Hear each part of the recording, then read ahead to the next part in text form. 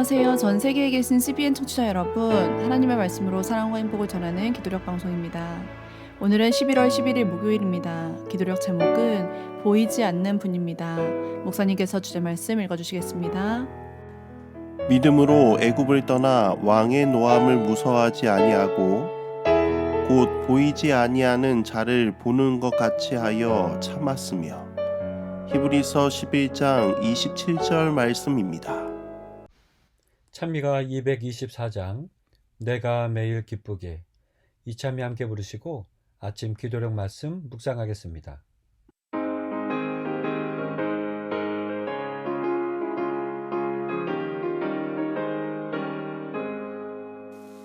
내가 매일 기쁘게 술래기는 행함은 주의 발에 나를 안보함이요 내가 주의 큰 복을 받는 귀한 비결은 주의 성령 함께함이라 성령이 계시네 할렐루야 함께 계시네 좁은 길을 걸으며 밤낮 기뻐하는 것 주의 성령 함께함이라 전에 죄에 빠져서 평안함이 없을 때 예수 나를 위해 죽으신 듣고 그 말 아래 엎드려 그 신평화 얻음은 주의 성령 함께함이라 성령이 계시네 할렐루야 함께 계시네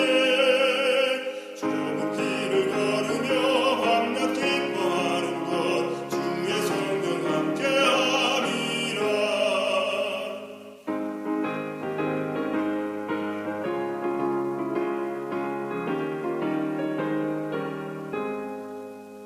세상 모든 저력과 쓸데없는 욕망은 오래전에 벌써 내어버렸네 어두운 밤이 지나고 죄의 짐을 벗으면 주의 성령 함께함이라 성령이 계시네 할렐루야 함께 계시네 좁은 길을 걸으며 밤낮 기뻐하는 것 주의 성령 함께함이라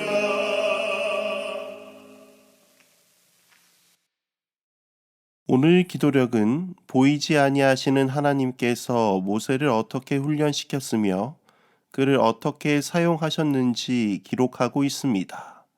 오늘 기도력에 있는 말씀입니다. 모세가 애굽에서 받은 교육은 여러 면에서 그에게 도움이 되었습니다. 그러나 필생의 사업을 위한 준비는 그가 목자로 일하는 동안에 이루어졌습니다. 모세는 천성적으로 성질이 급한 사람이었습니다.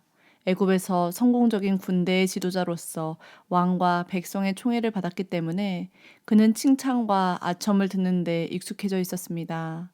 그는 백성에게 인기를 얻었고 자신의 힘으로 이스라엘 백성을 해방시키는 과업을 성취하고자 했습니다. 그러나 하나님의 대리인이 되기 위해서는 너무도 다른 교훈을 배워야 했습니다. 양떼를 이끌고 거친 산과 골짜기를 지나고 푸른 초원으로 다니며 그는 믿음과 온유와 인내와 겸손과 사심 없는 마음을 익혔습니다. 그는 약한 것을 돌봐주고 병든 것을 치료해주며 길 잃은 것을 찾아내고 성질이 사나운 것에 대해 인내하고 어린 것을 보호하고 늙고 쇠약한 것을 보살피는 법을 배웠습니다. 이렇게 일하는 동안 모세는 목자장 되시는 그리스도께로 더욱 가까이 나가게 되었습니다. 그는 이스라엘의 거룩하신 분과 밀접히 연합했습니다. 그는 이제 더 이상 큰일을 하고자 계획하지 않았습니다. 그는 자신에게 맡겨진 일을 하나님께 하듯 성실하게 하고자 힘썼습니다. 하나님의 섭리로 모세는 바로의 딸의 물에 건짐으로 애굽의 왕자로서 애굽에서 왕의 교육을 함께 받았습니다. 그 결과 그는 한 나라의 지도자로 우뚝 설 수 있었습니다. 모세는 천성적으로 성질이 급하고 사람의 말을 잘 듣는 편이 아니었습니다. 왜냐하면 히브리 사람을 치는 애굽 사람을 죽일 정도로 매우 공격적이었고 백성들의 소리를 듣고 도망갈 정도로 두려움이 많은 사람이었습니다. 즉, 자기의 힘으로 이스라엘 백성들을 구원하고자 하였으나 그 결과는 살인하고 도망하는 삶이었습니다. 도망자의 삶을 사는 동안 광야에서 40년간을 목자로서 훈련받았습니다. 사실 이스라엘을 인도할 지도자는 왕이 아니라 목자로서의 자질이 더욱 필요하였습니다. 양떼를 이끌고 거친 산과 골짜기를 지나 푸른 초원으로 다니며 믿음과 온유와 인내와 겸손을 사심없이 익혀야 했습니다.